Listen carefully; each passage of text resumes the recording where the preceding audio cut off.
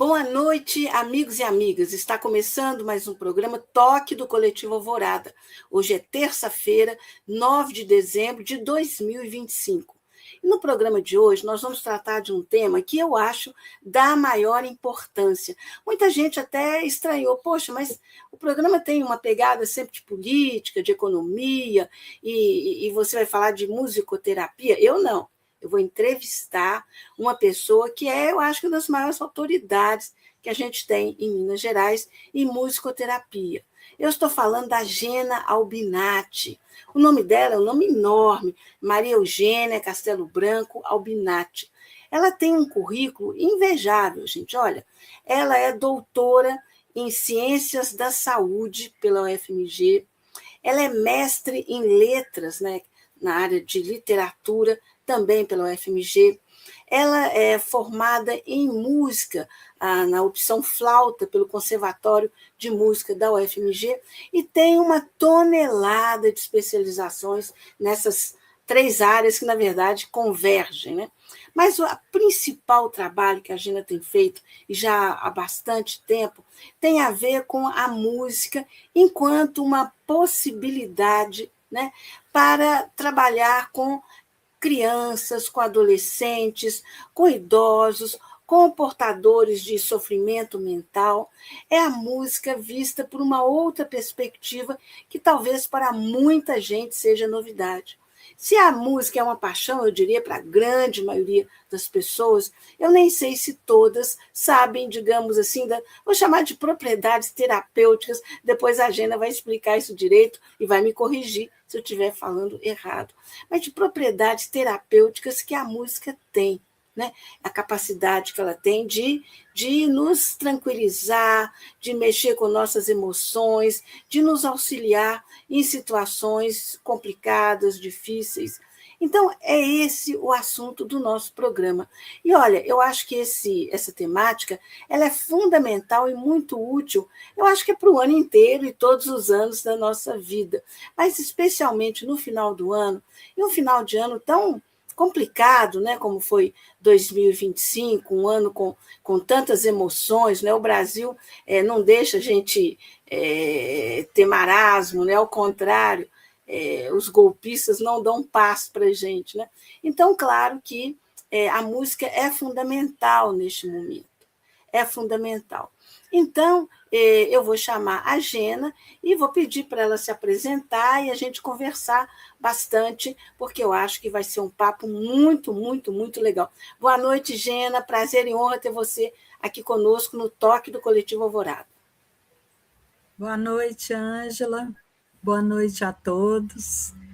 Estou muito feliz de estar aqui e é um reencontro, né? Porque eu e Ângela fomos colegas no Estadual Central, que foi o colégio onde nós fizemos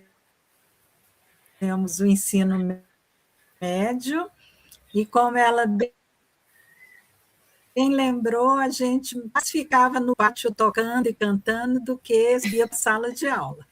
Então, artes tinha muitos alunos que depois seguiram carreira de artes, de música, de teatro, eu e Ângela fomos colegas nessa época, então é um reencontro depois de muitos anos, muito bom estar aqui. Pois é, ainda mais o programa do Coletivo Alvorada, que eu admiro muito, que está sempre à frente de todas as lutas pela liberdade, pela melhoria da nossa vida. Então, é uma honra estar aqui. Muito obrigada pelo convite. Olha, a gente que agradece e a honra é nossa, viu, Gena? Porque você tem um trabalho muito bacana e olha que eu falei por enquanto só de música, não falei ainda das ervas, das plantas, né? Que é um outro lado, um outro aspecto seu. Inclusive, eu estou vendo aqui no Zap a Sandra Freitas, lá da PUC, né? Pessoa muito querida, ela dizendo, olha, adoro a Gena, adoro os chás dela, só que eu estou exausta, eu vejo o programa depois. Então, tem gente cobrando também para a questão dos chás, não é? Então, olha só, Eu quero começar, Gina, pedindo para você se apresentar. Eu falei um pouco sobre você no começo, mas você por você mesmo, né? Como é que essa questão da música ter atravessado tantas áreas aí na sua vida, como é que é isso? Bom, no estadual eu comecei a estudar flauta doce, tinha um colega pelo qual todas nós éramos apaixonadas, e o jeito de eu chegar perto dele foi pedindo para ele me ensinar a tocar flauta. Então, eu comecei a tocar flauta, dei meu jeito. Comecei a tocar flauta doce, e aí estreitei laços com ele. Ele estudava na Fundação de Educação Artística, que é uma escola super inovadora aqui de Belo Horizonte, com a Berenice Menegali à frente. Então, eu comecei a... Eu já tocava um pouco de piano desde pequena. Minha mãe me colocou em aulas de piano desde pequena. E aí eu passei para a flauta doce e comecei a fazer cursos na Fundação de Educação Artística e estava seguindo fiz vestibular para música e fiz flauta transversa. Na época não tinha curso de flauta doce, curso superior tinha de flauta transversa, e eu passei para a flauta transversa e fiz a graduação. E no meio da graduação em flauta, eu descobri o curso de musicoterapia. Teve uma faculdade do Paraná que veio dar um curso de férias dentro do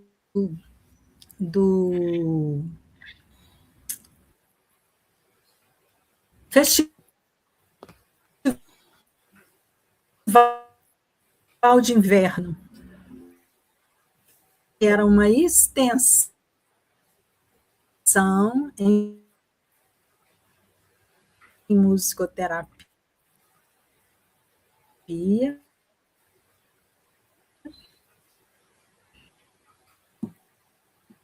A gente está tendo um probleminha com a professora de Pâncaro,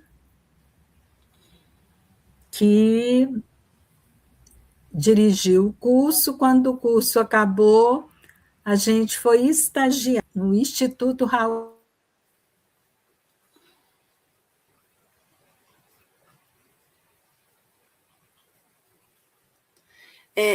Bom, o pessoal que está nos assistindo, muito boa noite.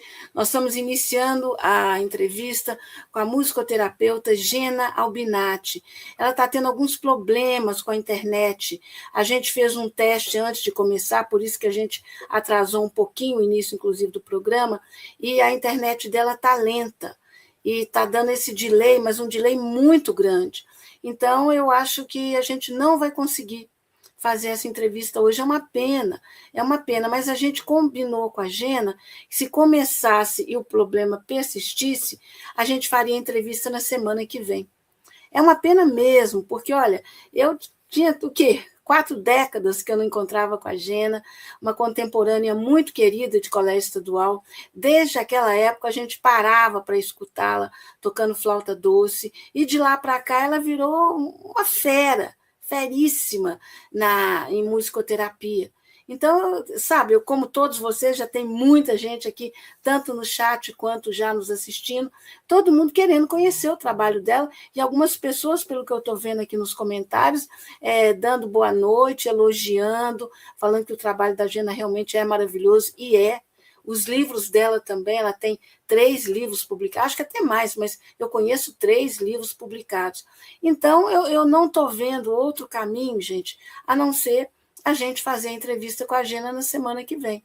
Porque não tem como. Está dando, sabe, vocês viram, não é? Ela começa a falar, a voz some, a imagem mais ou menos congela. É problema de velocidade da internet. E essa situação piora ainda mais nesse tempo chuvoso. Eu não sei vocês, mas aqui em casa está assim uma tempestade. Espero que, inclusive, a internet não caia, né? Aí são 2 problemas, né? Bom, o que eu vou fazer então, né?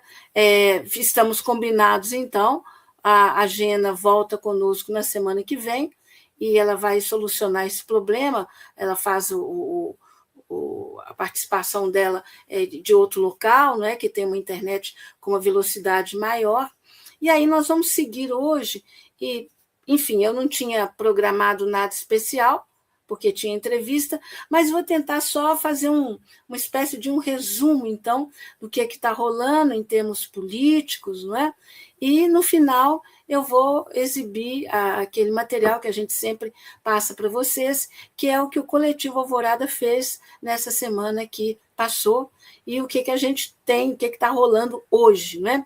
Eu já antecipo para vocês que hoje em Brasília foi uma confusão muito grande, especialmente na Câmara dos Deputados, onde o presidente Hugo, inimigo do povo, tentou colocar em votação a cassação do deputado Glauber Braga, do PSOL, e o deputado, com toda razão, está indignado. Ele sentou na mesa, na cadeira do presidente da Câmara, e o Hugo Mota determinou que os seguranças da casa o retirassem de lá com violência. E o deputado Glauber Braga passou mal, teve problema de respiração e virou uma confusão geral. E nisso, o deputado Hugo Mota já tinha determinado que não tivesse transmissão da sessão pela TV Câmara, pelas redes sociais da Câmara, enfim, por todo o aparato de comunicação que a Câmara dos Deputados tem. Ele não queria que a truculência que ele colocou em prática ficasse visível para o país inteiro, porque é muito desproporcional o que ele fez. Eu acho que vocês se recordam, e vocês que acompanham o Toque do Coletivo Alvorada são pessoas muito bem informadas, estão aí por dentro de tudo que acontece. Vocês se lembram quando, alguns meses atrás, acho que no máximo uns 3 meses, os deputados impediram que o deputado Hugo Mota iniciasse a sessão, barraram a entrada dele no plenário, que ele chegasse até a mesa diretora, e ele não fez nada com esses parlamentares, nada. Eles foram absolutamente contra o regimento da casa. Né? E o deputado Hugo Mota enrolou, né? Falou que ia ter punição e tal, mas não aconteceu absolutamente nada com esses parlamentares. Por quê? Porque a grande maioria eram parlamentares dos partidos de centro, dos partidos de extrema-direita, com os quais o deputado Hugo Mota é fechado. Né? Então, ele não quis se atritar com essa turma e deixou passar. Isso é uma quebra de decoro parlamentar, assim, eu acredito que nunca visto antes no Congresso brasileiro, na Câmara dos Deputados. E o deputado Glauber Braga, de que ele é acusado? Ele é acusado de ter empurrado ou dado um empurrão, um chute num membro do MBL, exatamente a turma, o Movimento Brasil Livre, de extremíssima direita, que vinha há vários meses perseguindo o deputado Glauber Braga, xingando o deputado, xingando a família dele, a mãe dele. E esse dia eles foram até o hall, aquela parte antessala do plenário, vamos chamar assim, né, na Câmara dos Deputados, e ofenderam o deputado, xingaram a mãe dele, que é uma pessoa idosa que está com Alzheimer. E aí o deputado perdeu a compostura. E não sei se deu um empurrão ou um chute, aí a história é um pouco confusa. Mas seja como for, essa figura do MBL foi até o espaço de trabalho, de atuação do deputado Glauber para provocá-lo. E isso ele já vinha fazendo em várias oportunidades, inclusive fora da Câmara. E aí o deputado perdeu, né, as estribeiras, digamos assim, e deu esse empurrão, esse chute, e, enfim, o que poderia ser feito, e que todos de bom senso esperavam, é que a Câmara desse uma suspensão, uma advertência, uma suspensão de 30 dias, no máximo de 60 dias, aí já seria exagerado. Né? Mas não, o deputado Hugo Mota quer porque quer caçar o mandato do deputado Glauber Braga. Agora, por que ele está tão interessado nessa cassação? Todo mundo sabe que o deputado Hugo Mota ele só é presidente da casa porque ele foi a figura escolhida pelo Arthur Lira, o coronelão Arthur Lira, que foi o presidente anterior da Câmara dos Deputados. E aí ele está lá, digamos assim, porque foi ungido pelo Arthur Lira. E o Arthur Lira, todo mundo sabe também, que foi a figura que, durante o governo Bolsonaro, conseguiu armar o esquema das tais emendas parlamentares, emendas impositivas, que, na verdade, são emendas secretas, emendas esquisitíssimas. Por quê? Qualquer funcionário público, e o parlamentar não deixa de ser um funcionário público, não é? Ele é o representante do povo, não é? Então é mais que funcionário público, ele é um representante do povo. E os parlamentares, diante dessas emendas, o que eles fizeram? Emendas sempre existiram, não é problema. Agora, a emenda não era impositiva, o governo pagava quando podia, e o parlamentar tinha que dizer para onde que ele estava enviando a emenda, o que ia ser feito com aquele recurso. Havia uma discussão para que tivesse uma certa lógica, não é o parlamentar fazer da cabeça dele, eu vou mandar uma emenda para fazer uma quadra de futebol society. Numa cidade que está precisando de saneamento, que está precisando de escola, está precisando, sei lá, de outro tipo de atuação, não faz sentido. E essa coisa ficou tão absurda porque o Bolsonaro, na verdade, ele não estava preocupado com governar. Ele estava lá para fazer os negócios para a família dele, como ele sempre fez. Então, para não ter problema, para não ser importunado pelo Congresso, ele entregou metade do orçamento do país, do orçamento da União, para o Congresso, para o Congresso dividir aí nas tais emendas. Então, hoje, o Congresso executa 50 bilhões, gente. Repetindo, 50 bilhões. É metade do orçamento.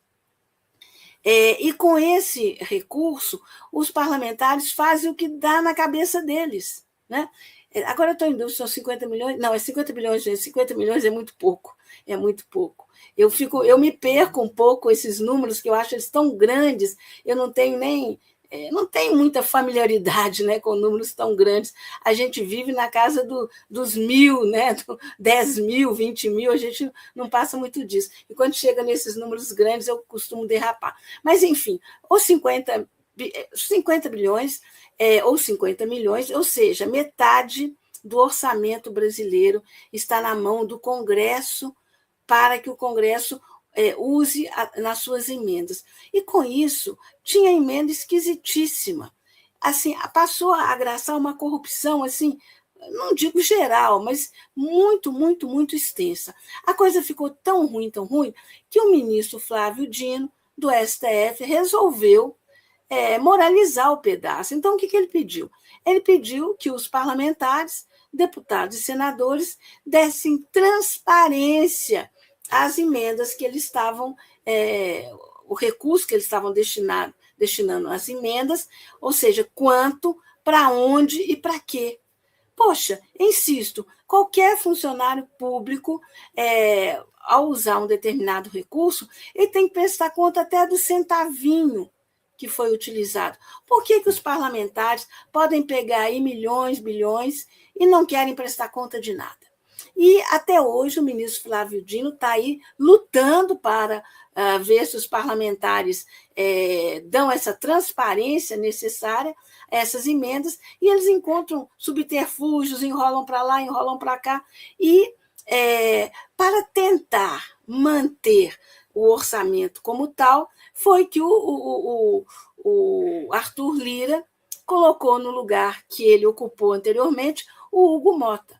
E o Hugo Mota está lá, entre outras tarefas, para garantir as emendas parlamentares e tentar também, a partir de um acordão que cada dia fica mais claro, tentar reverter as prisões, né, as condenações, as penas dos golpistas, Bolsonaro e militares golpistas, depois de toda uma ação que o STF fez, envolvendo um julgamento em que o contraditório foi amplamente exercido, em que os acusados da tentativa de golpe e de derrubar o Estado de Direito em 8 de janeiro de 2023 tiveram todas as possibilidades para se defender, né? Apresentar provas que eles não tinham feito aquilo, eles não apresentaram nada.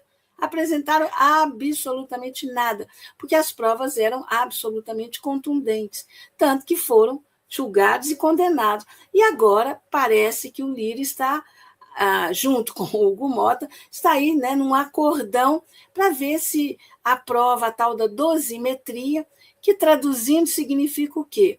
É uma dosagem para as penas, né? Então, pegar uma pena como a de 27 anos e 3 meses, como foi a de Bolsonaro, e transformar em alguma coisa de 2 anos, por aí. Quer dizer, é um desrespeito, é um absurdo e é um golpe, né? Um golpe que os golpistas querem continuar, ou seja, o golpe continuado. Então, é esse o quadro que a gente tem hoje no Congresso Nacional e na Câmara dos Deputados, além dessa questão da dosimetria estar aí no ar para ser pautada, uns falaram que ia ser até hoje, eu não sei, porque a sessão me parece que ainda está rolando, né? Agora à noite. Mas pode acontecer amanhã, depois de amanhã, né? Semana que vem, e é uma coisa absoluta, absurda, não tem sentido. Né? O STF está aí há 2, 3 anos, julgou, e a Câmara decide que isso não vale, nós vamos apresentar uma anistia, que na verdade é quase que zerar as penas. Poxa, é fazer a população brasileira de idiota, é passar por cima da lei, é passar por cima do STF, que é quem tem a última palavra nessas questões. Né? Então, é dentro desse quadro que a gente pode dizer que essa tensão, esse absurdo que aconteceu hoje na Câmara teve lugar, né? Porque a turma da extrema-direita está levando o absurdo, a pressão e o desrespeito às instituições, à lei, à democracia, num estágio que a gente não imaginava. Porque, pensa bem, hoje era para votar a cassação da deputada Carla Zambelli e do deputado Glauber Braga. Mas vamos ver as diferenças entre um e o outro. A deputada Carla Zambelli, aquela que correu atrás de um jornalista com arma em punho em pleno São Paulo, ela cometeu vários crimes, entre eles aquele de tentar invadir o STF, se valendo do hacker, lembra? Do Delgatti, o hacker Delgatti? Pois é, aquele mesmo que Bolsonaro queria contratar para fraudar as urnas eletrônicas, ele mesmo. Né? Então, a Carla Zambelli, ela já foi julgada e condenada.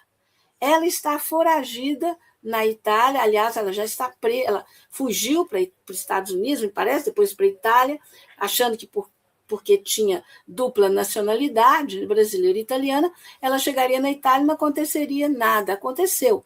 Ela está presa lá. E a questão é se ela vai cumprir a pena lá ou aqui. Essa que é a questão. Mas ela já está condenada. E mesmo o STF já tendo determinado que ela deveria perder o mandato, porque não tem sentido uma pessoa estar condenada, está presa, e continuar no exercício do mandato. Ela nem na Câmara está indo, e nem pode ir. Né? No entanto, o deputado Hugo Mota faz corpo mole para não caçar a deputada Carla Zambelli.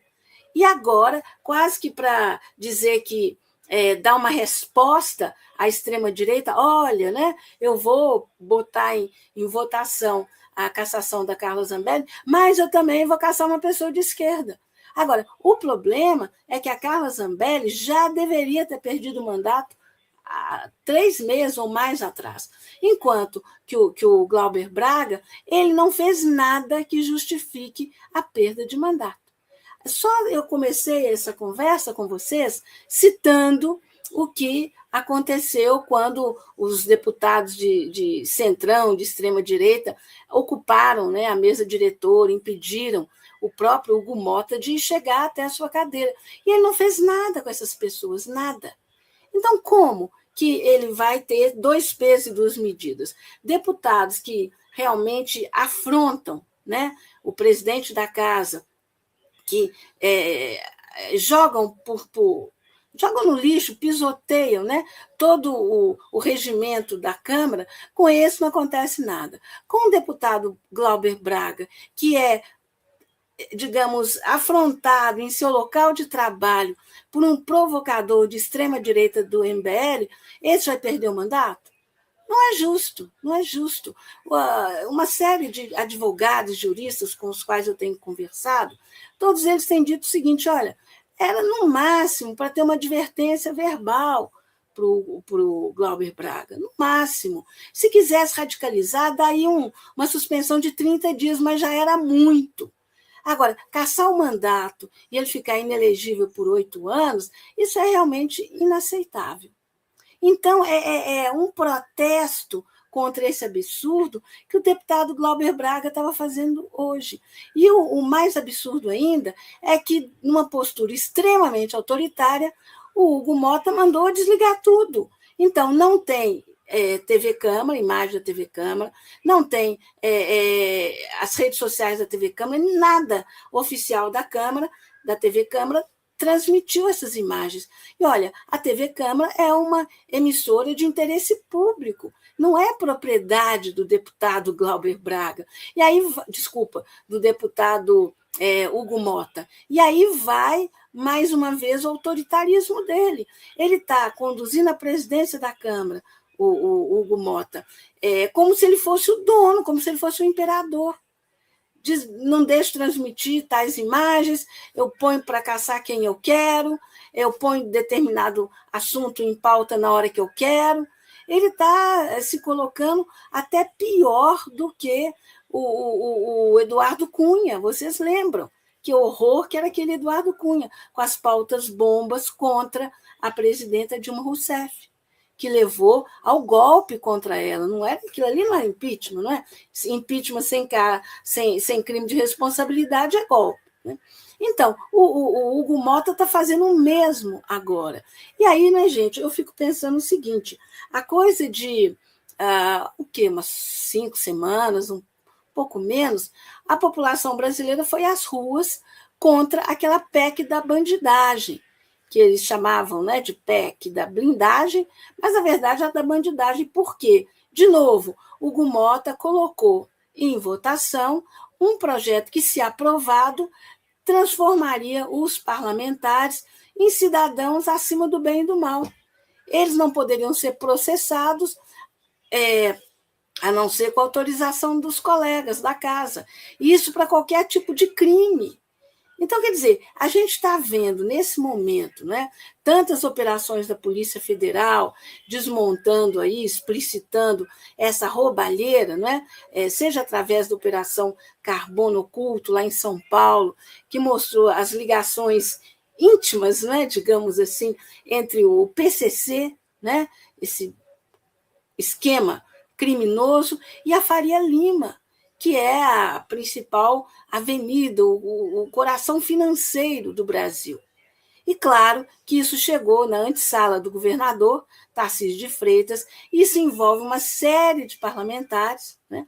A mesma coisa acontece pouco depois com a liquidação extrajudicial do Banco Master, em que vários parlamentares têm proximidade com o Daniel Vorcaro, que era o presidente desse banco, que está dando calote aí em vários fundos de pensão no Brasil, no Rio de Janeiro, no Amapá, em cidades de Minas Gerais, Congonhas, por exemplo, no interior de São Paulo. Por quê? Porque os gestores desses fundos, não se sabe por quê, acharam que esse banco era muito interessante e que lá era um lugar muito seguro para aplicar o dinheiro desses fundos, que, na verdade, são fundos de pensionistas e aposentados, gente. E, olha, o que o Banco Central garante? Ele garante que tem segurança, que recebe a sua aplicação por CPF até R$ 250.000. Fora isso, vai para a massa falida do banco e vai receber quando for possível, ou seja, ninguém sabe quando. E a imprensa corporativa está caladinha, ela não fala nada sobre isso. Mas também por quê? Porque o Banco Master era um grande anunciante. Era um grande anunciante na Globo, na Folha, no Estado de São Paulo, em todos, em todos. Em todos. Né? Então, e muito dessa tensão que está perpassando a direita, o centrão e a extrema-direita no Brasil, tem a ver com isso. Né? Eles querem bater na esquerda, eles querem pressionar o governo Lula para ver se o governo Lula, se o presidente Lula faz alguma gestão para que a Polícia Federal não atue com liberdade. Porque eles estão acostumados aqui, governos como Temer, como o de Bolsonaro, claro que não tinha nada disso. Né? O governo Bolsonaro, ele falava, aqui não tem corrupção, claro, ele escondeu tudo, sentou em cima de tudo, não deixou a Polícia Federal agir. Né? Algo como o que aconteceu durante a ditadura, aqueles 21 anos. E ainda hoje muita gente fala, poxa, durante a ditadura não tinha corrupção. Não, meu amigo, não, minha amiga, tinha sim, tinha muita. Só que era proibido falar no assunto, havia uma censura férrea. Né? E era o que Bolsonaro e a turma dele fizeram, não uma censura, digamos assim, tradicional, mas aquele famoso cala-boca. Né? E o Paulo Guedes e sua turma são muito especializados em cala-boca. Né? A gente sabe, por exemplo, que esse estouro do Banco Master, essa quebradeira, né?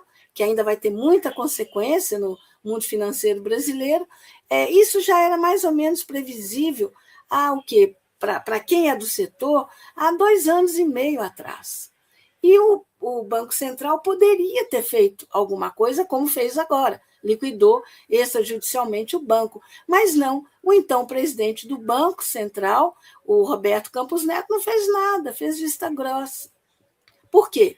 Porque são amigos, né? A turma é toda amiga. Né? Tem foto aí do Roberto Campos Neto, do Daniel Vorcaro, enfim, né? Bom, por que e para que eu estou falando tudo isso? Eu estou falando tudo isso, gente, para situar um pouco, né, vocês que estão nos assistindo, nesse momento complicado, difícil que a gente está vivendo. Porque se, por um lado, o governo Lula está num momento muito bom, cumprindo todas as promessas de campanha, o país está de vento em popa, inflação abaixando, praticamente já no centro da meta, que é o que, né, exigem.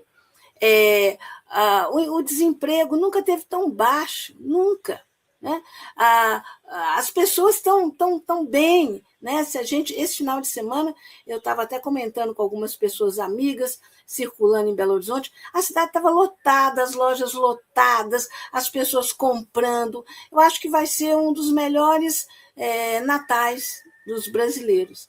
Seguramente o melhor Natal dos últimos 6, 7, 8 anos. Por quê? Porque as pessoas tiveram aumento real, seja no salário mínimo, seja porque não estão mais desempregadas. Né? Então, as pessoas estão bem. Né? Estão bem. Agora, a extrema-direita não quer isso. O que ela quer? Ela quer fazer tumulto, ela quer porque quer que Bolsonaro dispute a eleição para voltar àquela situação terrível que nós enfrentamos.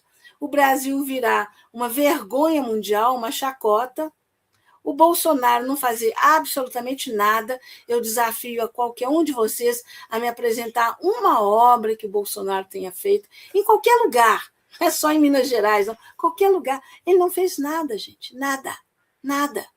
Né?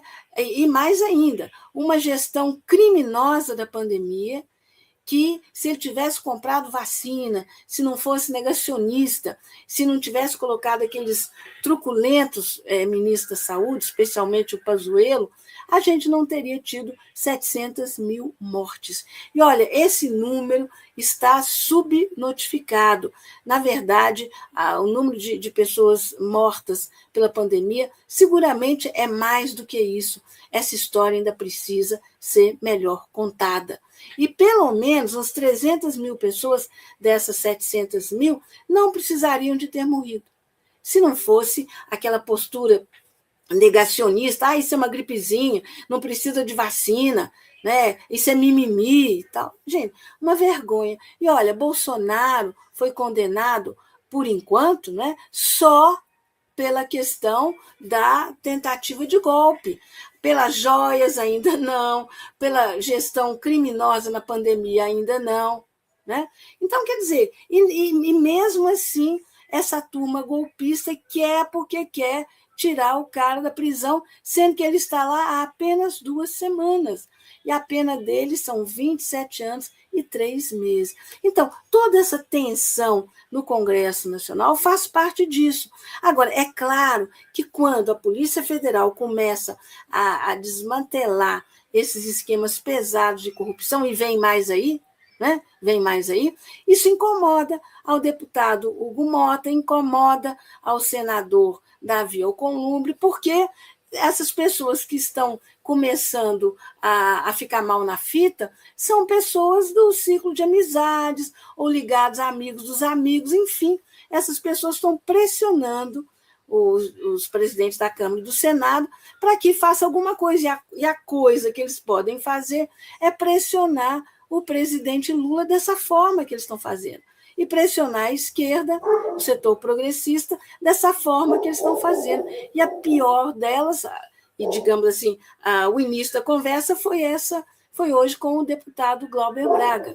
Né? Então, o que eu acho, viu? Já fechando um pouco essa conversa, eu acho o seguinte: nós vamos ter que ir para as ruas de novo. Porque a PEC da blindagem, na verdade, a PEC da bandidagem, só não prosperou porque o Brasil foi para as ruas. Né? Todos os segmentos, mulheres, estudantes, sindicalistas, artistas, fomos todos para as ruas e dizemos: não aceitamos isso. O parlamentar, ele não é um cidadão de primeira categoria, não existe isso. Então, ele não pode ser blindado, pode fazer qualquer coisa e não vai responder perante a lei. Não pode. Da mesma forma que esse Congresso não pode fazer o que ele está fazendo, não pode. Né? O Congresso brasileiro já teve momentos importantíssimos, por exemplo, eu lembro, e eu estava lá, quando o presidente do Congresso, o deputado Ulisses Guimarães, promulgou a Constituição de 1988, né? Depois da Constituinte, a chamada Constituição Cidadã. Aquele foi um momento alto do Congresso brasileiro. Tivemos momentos baixíssimos do Congresso brasileiro, por exemplo, em 1964, quando o presidente João Goulart, ainda estando em solo brasileiro, ele foi, o Congresso considerou o cargo vago e deu posse ao presidente da Câmara, porque disse que o João Goulart não estava mais em solo brasileiro e havia, então, uma vacância de poder.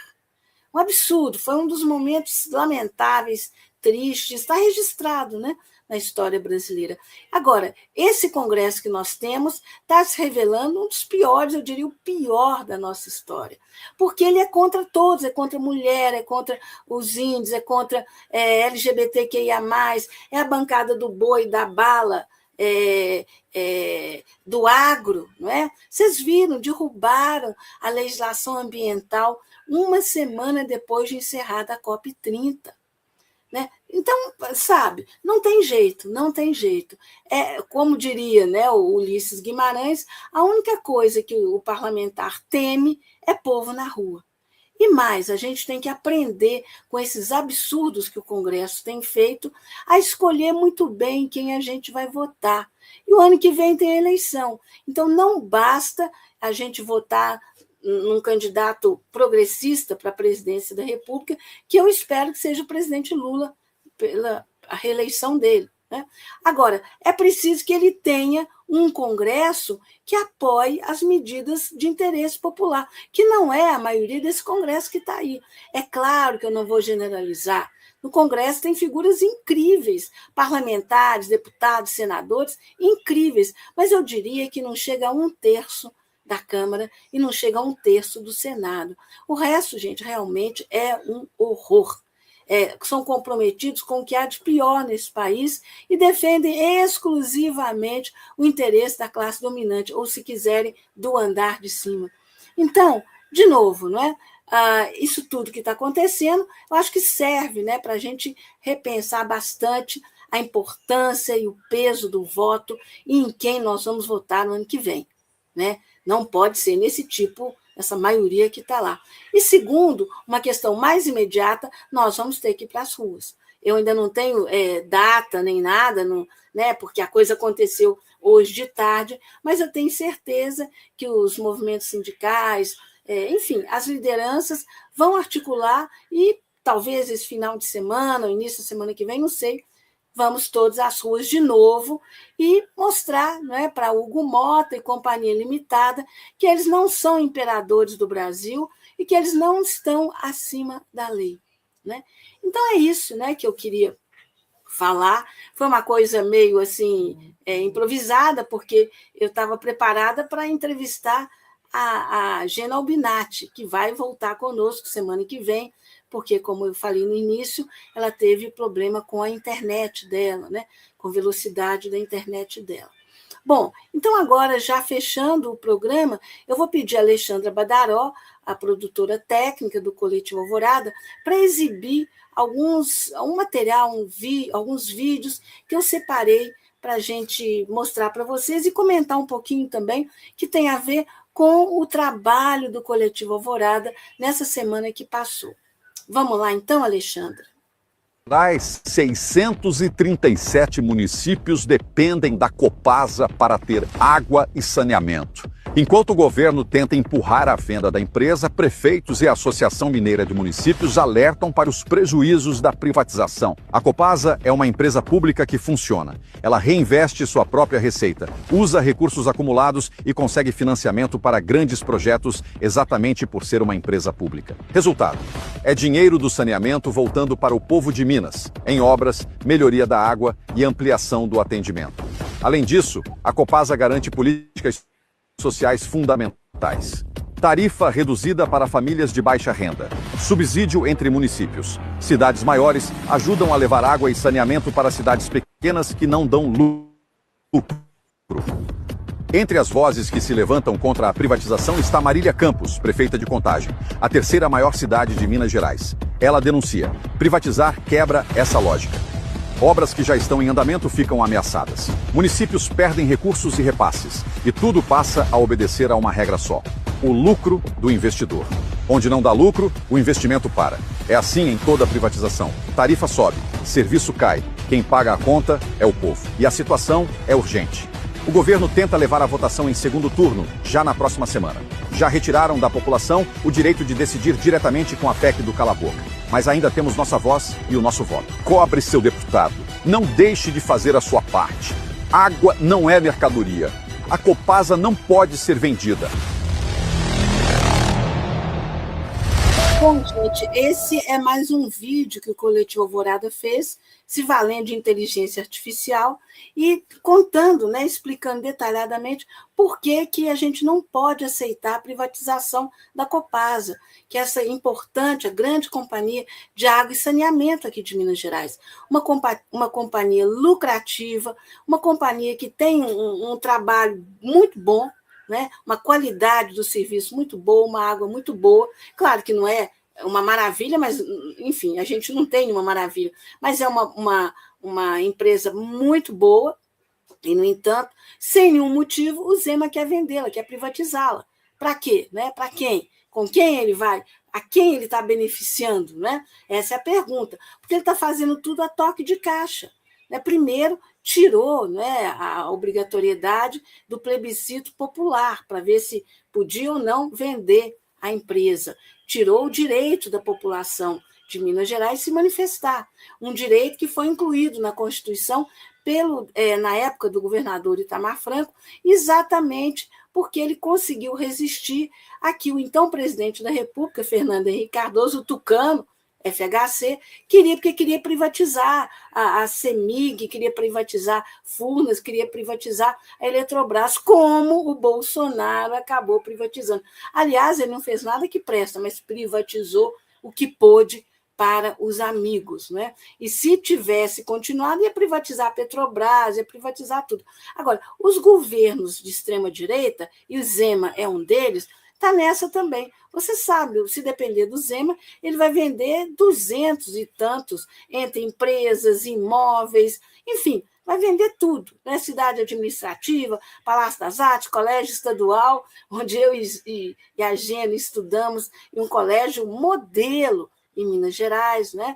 Vai vender tudo que pode, vai deixar nada, né? Ou seja, depois deles, para nós mineiros, fica o quê? Né? Ficam as dívidas, os problemas. Aliás, o Zema conseguiu pegar Minas Gerais com uma dívida de 110 milhões e dobrar essa dívida. Dobrar. Ele dobrou a dívida de Minas Gerais em o quê? Em 7 anos, né, de governo. Ele podia explicar como é que ele fez isso, né? Ele não disse que é um governo enxuto, um governo de inovação. Será que dobrar a dívida é alguma inovação? Né?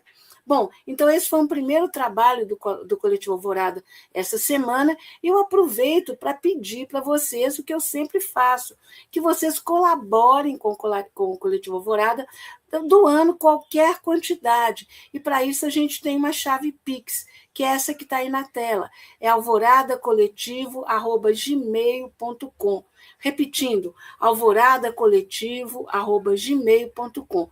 Você pode doar qualquer quantia para esse Pix, que é o Pix do Coletivo Alvorada, e com esse dinheiro a gente vai conseguir fazer novos vídeos, como esse que você acabou de assistir, e já tem sido vários, né? Isso é caro, e a gente vai conseguir também fazer as atuações que vocês já conhecem, aquelas projeções em penas de prédios, os cards divulgando este programa e outras atividades do Coletivo Alvorada. Bom, vamos seguir então, Alexandra, com o próximo do material que eu selecionei, por favor? Governador de Minas Gerais, você já deve conhecer, mas você já ouviu falar no esquema do Zema?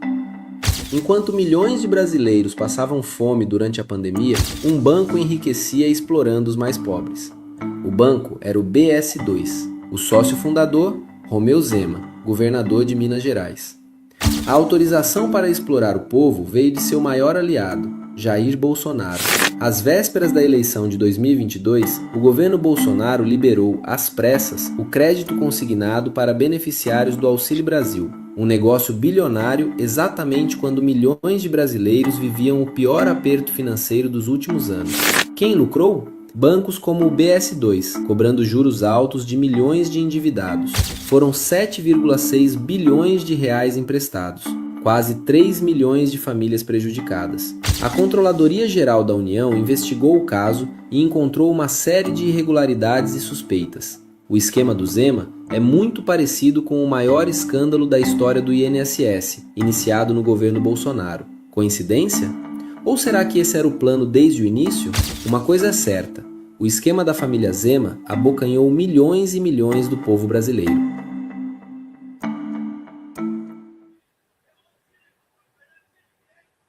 Pois é, quando a gente vê, não é, esse tipo de coisa, eu fico pensando assim, quando Zema fala que o trem prospera, eu acho que prospera para ele, para a família dele, porque para a maioria dos mineiros, ao contrário, né?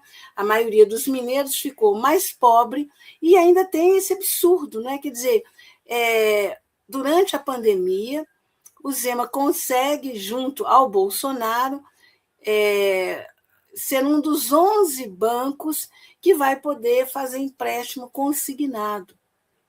E aí empresta exatamente para as famílias mais pobres, as pessoas mais pobres, a juros altíssimos. E o deputado federal Rogério Correia, do PT de Minas Gerais, já está convocando o Zema para prestar esclarecimentos na CPI do INSS, porque o deputado Rogério Correia, está vendo uma relação entre esse tipo de banco aberto aí, às pressas, o BS2, né, um deles, durante a pandemia, e aqueles esquemas que drenaram recursos dos aposentados. Então, o governador Romeu Zema tem muita coisa para explicar. Muita coisa. Agora, é lamentável, porque a imprensa mineira não trata disso, né? A imprensa mineira adora o governador Zema, né? Isso, tem as exceções, mas na grande maioria é governista, não é? Não trata desse assunto, não aborda isso. Isso deveria ser manchete, direto e reto, mas não. Né? Quando isso é noticiado, é lá num cantinho, uma beiradinha de uma página. Né? Então, quer dizer, esse é o Zema, né, gente? É esse que está querendo vender a Copasa a toque de caixa e já votar em segundo turno a privatização na semana que vem. É claro que não vai dar certo. É claro, porque vai ser judicializado, não pode.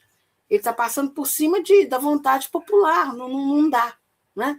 E porque aí a pergunta é, por que ele está com tanta pressa para vender a Copasa?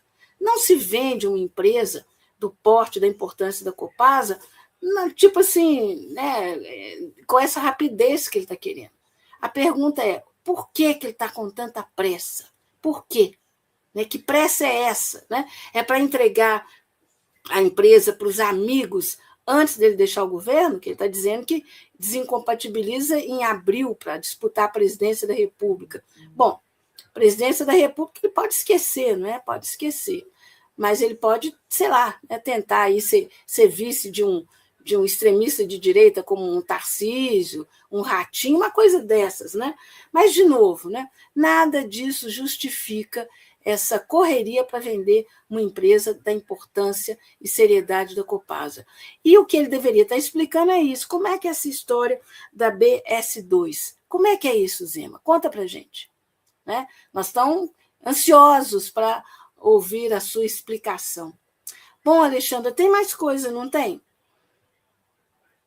Aqui na marcha, né?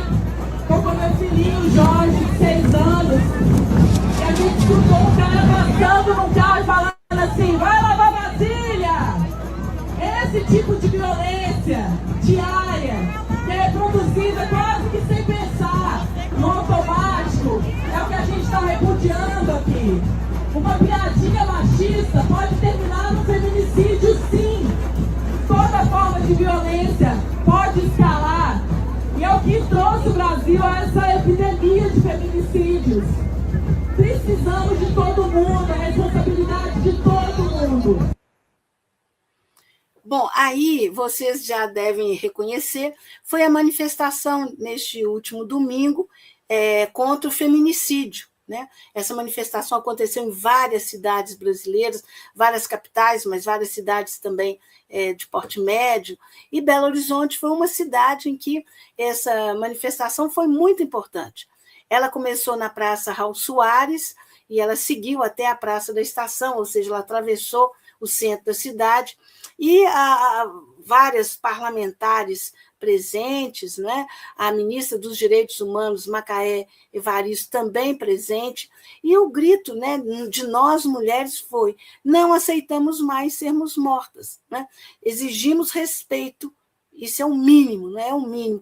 E aí vocês viram pelo relato de uma das pessoas que discursou, que enquanto ela estava caminhando para ir para a manifestação, ela escutou alguém de um carro buzinando, falando para ir lavar a vasilha e lavar a panela.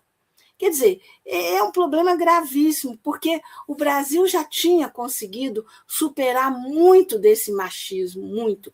Mas foi aquelas manifestações misóginas, terríveis, contra a presidenta Dilma Rousseff, que contribuíram para um tremendo retrocesso nesse sentido.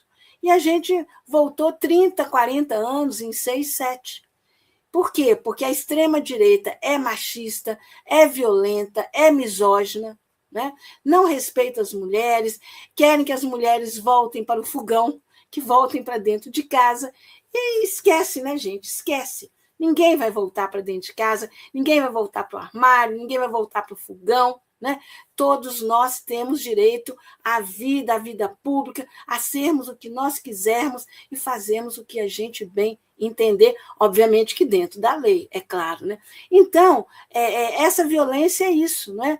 Essa extrema-direita, com esse uso maciço de armas, praticamente distribuiu, permitiu que qualquer um tivesse arma, empoderou aqueles perfis piores, mais violentos, mais machistas, mais atrasados, mais ignorantes, né?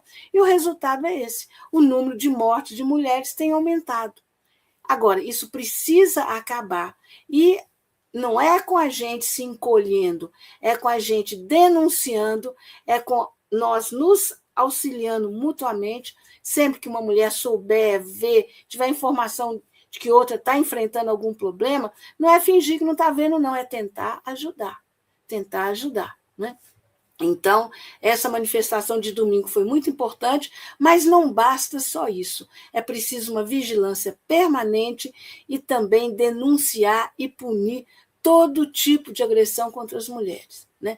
Essa história de não sei se vou denunciar, não tem essa não, gente, não tem essa não. Boca no trombone, né? E acho que ainda tem mais alguma coisa, Alexandra, ou eu estou enganada? Eu acho que é um vídeo do... Esse, exatamente.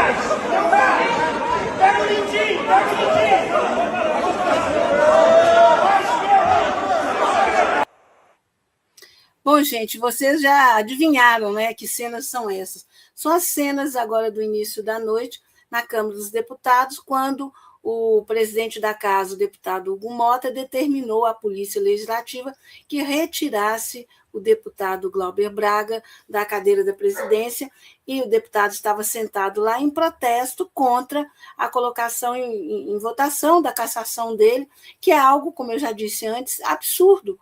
Ele não cometeu nenhum crime, nada. Ele simplesmente reagiu a uma provocação absurda que já vinha se repetindo há alguns dias de um integrante do MBL que foi até a Câmara dos Deputados provocá-lo, ofendeu a ele, a família dele, a mãe dele, que é uma senhora idosa que está com Alzheimer, e ele, já, né, cansado daquilo, ele deu um empurrão ou um chute, eu não sei bem o que aconteceu. Mas, segundo a opinião e avaliação de deputados, outros de juristas, de advogados, o máximo que poderia acontecer com ele é levar uma advertência verbal ou uma suspensão de 30 dias. E, no entanto, o deputado Hugo Mota quer cassar o mandato dele, do Glauber Braga, e ele ficar inelegível por 8 anos. E quer equivaler o Glauber Braga, o crime do Glauber Braga, vou colocar esse crime entre aspas, né, gente, ao crime da Carla Zambelli, que já foi julgada, condenada, fugiu do Brasil para não cumprir pena, está na Itália presa, e numa discussão se vai cumprir a pena lá ou aqui, e até hoje o deputado Hugo Mota não cassou o mandato dela, apesar da determinação do STF. Né?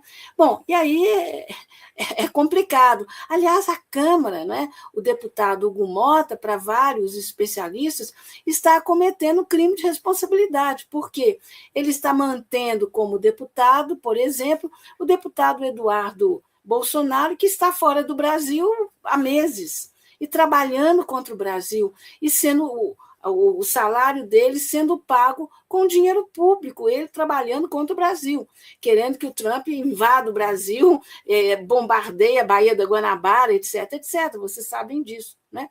Ou então o próprio outro parlamentar que também fugiu para os Estados Unidos, o Alexandre Ramagem, né, já condenado, ex-chefe da ABIN, no governo Bolsonaro, fugiu para os Estados Unidos, está lá, e a coisa é tão absurda que ele já, nos Estados Unidos, o pessoal do gabinete dele continuava abastecendo o carro oficial do deputado, etc., etc. Quer dizer, isso é um absurdo, sabe? O Hugo Mota tinha que já ter cassado, votado, né, a cassação do mandato, ou feito isso de ofício, né, tendo em vista que o parlamentar fugiu, deveria estar preso, já está condenado, fugiu e tal. Então não teria mais sentido estar lá o gabinete dele, 20, sei lá quantos funcionários lá. Né? Bom, é isso. Então é esse a Câmara que temos, esse o Congresso que temos. E é por isso, né, gente, que a gente vai ter que ir às ruas, não vai ter jeito. E vocês viram as cenas aí patéticas, não é? Mesmo o presidente Hugo Mota não permitindo que a TV Câmara, as redes sociais da Câmara transmitissem isso, né? Hoje, com o celular, né, o parlamentar gravou tudo, está cheio de gravações, então não tem como ele negar o que ele mandou fazer, não tem como. Né? Vamos ver o que vai acontecer, mas eu acho que a situação para esse Hugo Mota vai ficar muito ruim. Agora, se bobear, né, a Câmara ele passa a mão na cabeça dele, não acontece nada no Congresso, porque eles acabam se protegendo. Agora, o jeito é nós, população, colocarmos o que a gente acha que deve ser feito. E eu acho que a gente não pode aceitar que isso continue assim. Hugo Mota, inimigo do povo brasileiro. É isso, gente. Olha, então eu estou vendo aqui várias mensagens aqui no chat, né? A Carmen Albinati, por exemplo, falando sobre a Gena, e muito gentil também sobre a minha pessoa, dizendo 2 grandes em suas áreas, né? Obrigada, Carmen. A Andréa Ferreira dando toque para a Gena, sai, entra de novo e tal. Ela tentou, mas não deu certo, né? A Águida Pereira, considerando muito sensata a decisão de deixar, eu acredito que seja isso, a entrevista para a próxima semana. A Maria de Fátima Alves, sempre conosco, dando boa noite. O Emerson Amorim, dizendo que esse problema, né, com a internet acontece, e para a gente avisá-lo, por favor, porque ele quer acompanhar. Então, a gente já está te avisando, viu, Emerson? É semana que vem, a gente vai fazer a entrevista com a Gena semana que vem. Agora, a gente vai testar antes, durante a semana, para ver se está tudo certinho, para não dar esse problema de novo, né? Tem aqui o Virgílio também, dando boa noite à comunidade do Coletivo Alvorada, claro, super boa noite, e o Emerson Amorim dizendo o seguinte, com relação aí aos golpistas, né? As penas estão em curso, que vêm os outros processos, e vamos fazendo a lista dos parlamentares e políticos milicianos que cacarecos no voto nas próximas eleições. Então, agradecendo, falando grato, professor. Eu que agradeço, viu, Emerson, a sua audiência, a sua participação. Bom, vamos ficando por aqui hoje. Agradeço a todos e todas que estiveram conosco e sempre fazendo aquele pedido, não é, gente? Curta, compartilhe, porque a gente não tem apoio de banco, a gente não tem apoio do agronegócio, a gente não tem apoio de governo, não tem apoio de ninguém. Então, aqui a gente é bancado pela nossa comunidade. Exatamente por isso a gente pede a contribuição de vocês. E a chave Pix para você contribuir com qualquer valor para o Coletivo Alvorada é alvoradacoletivo@gmail.com. Vou repetir, alvoradacoletivo@gmail.com. Ok, gente? Então, olha, muito obrigada pela audiência e, como sempre, né, esse programa não teria acontecido sem a produção técnica da Alexandra Badaró e não teria acontecido também sem a produção executiva do Pedro Martins. O Toque do Coletivo Alvorada é uma ação coletivo Alvorada. Gente, beijão para vocês. Até semana que vem. Tchau, tchau.